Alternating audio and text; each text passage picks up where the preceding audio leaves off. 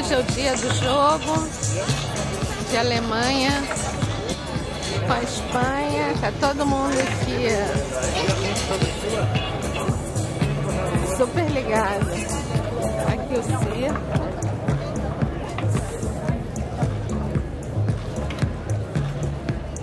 É a praça de alimentação. É uma praça. Um negócio gigante. Gente, isso aqui é demais.